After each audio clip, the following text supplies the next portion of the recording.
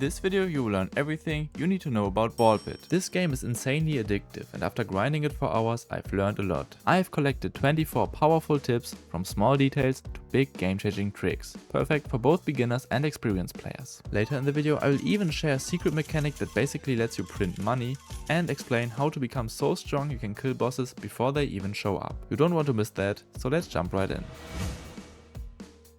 The game combines an awesome combat system with a unique city builder as its meta progression, and both are equally important for your success. I will start with everything you need to know about combat and then go over how to maximize your economy and show you my perfect city layout. The first tip is a simple one. Activate auto shoot as soon as possible and never turn it off. This ensures you're always firing the maximum number of balls and dealing the highest possible damage. The only small downside is that your movement becomes a bit slower while shooting, but it's totally worth it.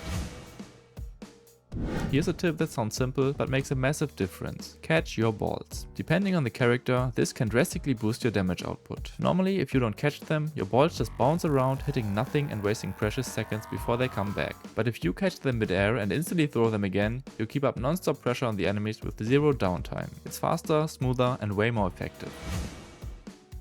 When you collect this rainbow item, you will normally get to choose between 3 options, and every one of them is a guaranteed dopamine boost. However, when you're just starting out, these choices can feel a bit overwhelming or even counterintuitive if you don't fully understand what they do. It's actually pretty simple. Fission levels up your balls and items by 1 to 5 levels. It's mostly luck how many levels you will get, but later on you will be able to upgrade this option to guarantees at least 2 or 3 levels. The second option, Fusion, lets you combine 2 of your level 3 balls and merge their abilities. This can create insanely powerful combos that can completely carry your run. More on that later.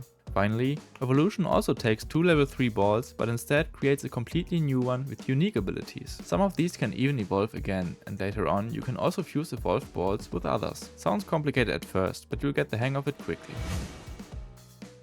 Now that we've covered the basic mechanics, let's move on to a few more strategic tips. When fusing 2 balls, you should aim to combine 1 strong damage dealing ball with 1 mobility or utility ball. At least that's how I like to think of it. In simple terms, that means pairing a ball that deals strong on-hit or status effect damage with one that hits multiple enemies or passes through them. This way, your powerful effect spreads across way more targets, massively increasing your total damage. A great example is the fire and laser combination, which lets the laser burn every enemy it hits. Or look at this run where I combined Blizzard with Ghost, so instead of only hitting the front line, it went straight through every enemy. There are tons of fun and powerful combinations, and that's what makes this game so good. But be careful, not all combos are great. Some balls have cooldowns and only fire every few seconds. If you fuse those with your main balls, the result might also inherit that cooldown. This can easily ruin a great run if you're not paying attention. Make sure to collect the rainbow only when you have enough upgrade options available. If most of your balls and items are already level 3, hold off on picking it up. Get a new weapon or item first and then collect it. That way you won't waste your fission by only upgrading 1 or 2 levels instead of potentially 5. It's a small detail, but it makes a huge difference, so burn this trick into your memory. Clearing the entire board actually gives you bonus gold, so whenever you get the chance, try to wipe everything out for some quick and easy extra cash. Here's a little trick that's super useful early on. If you don't fuse or combine anything during a run, you will actually start earning extra resources once no more upgrades are available. These bonus materials add up fast, so running a few no fusion games just to farm wood and stone can speed up your progress massively.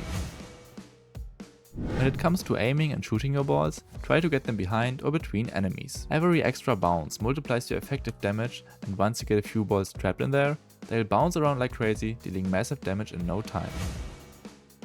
You should always try to synergize your balls and items with the character you're playing. That means understanding their special ability and their strongest attributes. Each character excels in different stats. For example, the shield bearer has high endurance, making him naturally tanky, so an armor and healing build fits him perfectly. You can always click on more details to see what each attribute does, so always build with your character's strength and not against them.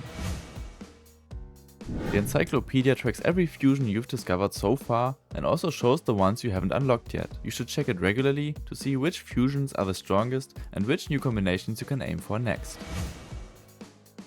Now let's talk about the importance of characters. In general, you should build every new house you unlock as soon as possible. Having more characters not only gives you unique advantages during fights, but also massively boosts your city's productivity. Each new character means one more farmer when harvesting, and every unlocked character can be assigned to a building to farm resources while you're fighting. After unlocking a character, make sure to level them up at least to level 4. At level 3 you will get a harvesting boost, and at level 4 you unlock their special house ability. These abilities are super powerful, and I'll go over the most important ones in just a bit. By the way, if you enjoy indie games like this one, you should definitely check out Humble Bundle. It's a site where you can grab curated bundles of awesome indie games for way less than full price. The best part? You decide how much you want to pay, and a portion even goes to charity. Just check out the link in the description. It supports the channel and might get you some great games for cheap. When it comes to level progression, there are a few things you should know. You always need to finish a level with a certain amount of different characters to unlock the next one. Once you win the trophy of a level, you will also get some permanent bonus stats for each character that completed the level. I love this kind of unique meta progression that rewards replaying old levels. So if you ever struggle with new levels, try revisiting old ones for bonus stats. Your characters will also level up, which make them even stronger. Once you beat a level, you also have the option to play it on a harder difficulty with faster enemies. This is something you don't really need until the late game, as it only offers a small benefit.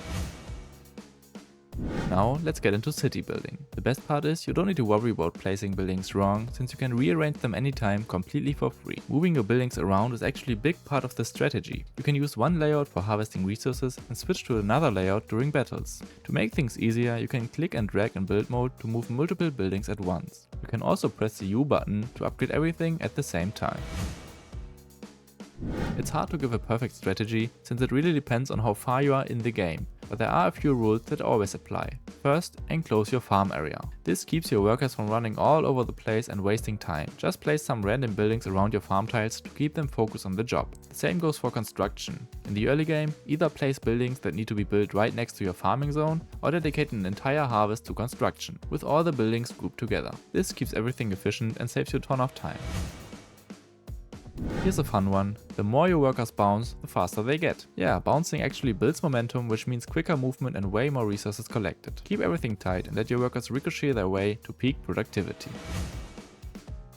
Before every harvest, hit E to organize your farmers, and trust me, this makes a huge difference. If you plan to mine stone first, move your gatherers with the strongest stone abilities to the front and keep everyone else behind. This makes your harvest way more efficient.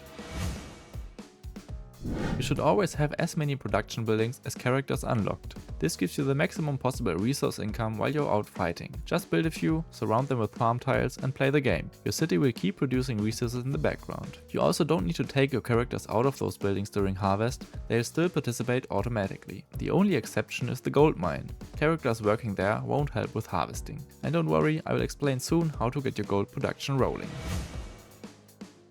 If you want, you can actually leave the game running. Your farm buildings will keep producing resources even while you're away. It's a great way to gather some extra materials while you're busy doing something else. You've waited long enough, now it's time for my money printing method. With this trick you can earn up to 22,000 gold every harvest. All you need are a few gold mines and a spa. If you don't have a spa or enough gold mines yet, don't worry, the trick still works, just with less gold. With all characters unlocked, your gold farm should look like this. Place your characters inside the gold mines, but make sure not to use the ones with bonus harvest seconds. These ones better participate in the harvest. At the end of the row, I like to place the shield bearer's house and all the buildings under construction nearby. That way you will even finish all your construction while gold farming. From there, it's simple. Start the harvest, hit the golden strip and watch the money roll in. Then spend a bit to harvest again and repeat. It's easy, efficient and honestly kind of genius. Once you start doing this, you should never have any money problems again. Just don't forget to put your workers back into the production buildings before heading out to fight again. As I already mentioned, each character's house unlocks a bonus once the character reaches level 4. The most important ones are the shield bearer house, as I explained in the last tip, and the embedded house. This one gives up to 30% bonus XP to all of your other nearby houses. Try to level these two characters as early as possible. How you should lay out your buildings to hit all of them is explained in the next tip.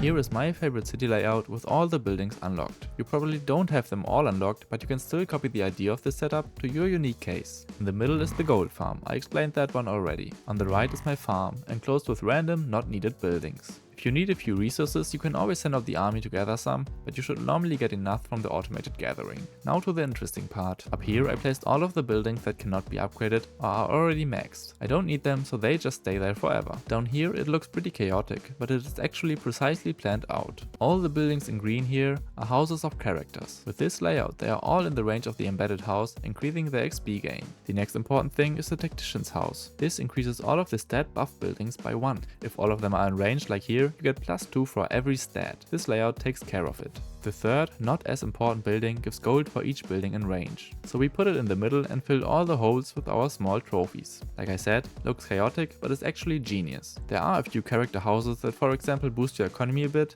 but I don't think it's worth putting them somewhere else. You'll get the most value by leveling all of your characters to level 10. After that point, they only gain small stat boosts and no new abilities, so focusing on getting everyone to level 10 first is the most efficient strategy.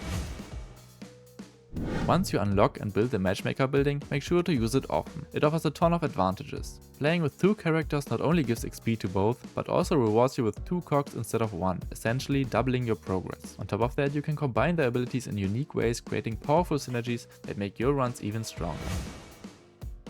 When I first unlocked the Radical, my reaction was, wait, he plays the game himself? I thought that was going to suck, like how am I supposed to win levels with this, but I was completely wrong. He's actually pretty smart in most cases and his aim is surprisingly good. Once you unlock him, you can pair him with any other character and let him clear older levels for you. It's honestly the easiest way to level up your characters, farm meta progression and even push through tougher stages. Don't sleep on this guy, use him whenever it fits. If at least one of these tips helped you a little, please consider subscribing, it helps a lot. And if you want to support me even more, go ahead and hype the video down below. You can hype up to 3 videos every week for free, so why not? And don't forget to check out my other tips and tricks videos to discover even more cool stuff about your favorite games.